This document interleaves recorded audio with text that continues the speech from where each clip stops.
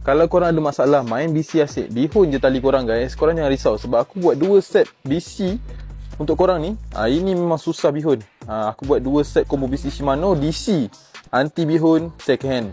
Ni harga mampu milik lah dua-dua ni. Mesin dua-dua second hand, rod baru. Jadi yang pertama guys, kita ada Shimano Scorpion DC 151 ratio 6. Harga dia 1300 siap dengan rod Yamato Blue Water. Korang tengok, condition mesin memang lawa guys.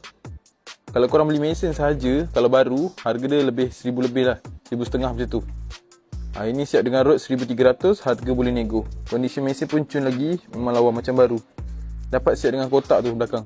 Harga 1300. Untuk rod panjang 6 kaki 618 LB one piece. Rod ni one piece powerlifting memang padu. Korang jangan risau lah. Sebab rod ni kalau korang nak jack ikan 2-3 kilo pun tak ada masalah. Rod ni pun datang dengan warranty. Nampak tu, dekat kad warna merah tu, itu warranty. Dan cincin dia pun bukan senang karatnya.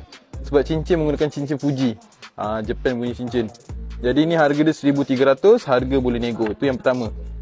Yang kedua, kita ada Shimano Curado DC. Ini paling famous lah guys. Ratio 721 tak silap. Jadi kita tengok 151 SG dengan rod yang sama, Yamato Blue Water. Spek sama juga rod, ada satu spek saja.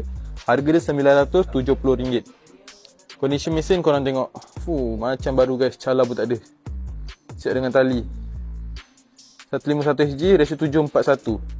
Harga RM970. Rod sama juga.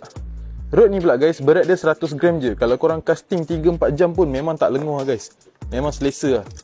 Jadi guys, kalau korang berminat salah satu set ni aku buat ni, korang PM cepat-cepat, jangan tunggu-tunggu lagi.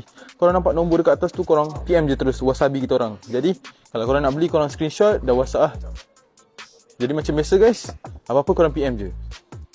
Dan kami juga menerima track in race dan road. Sekian, terima kasih.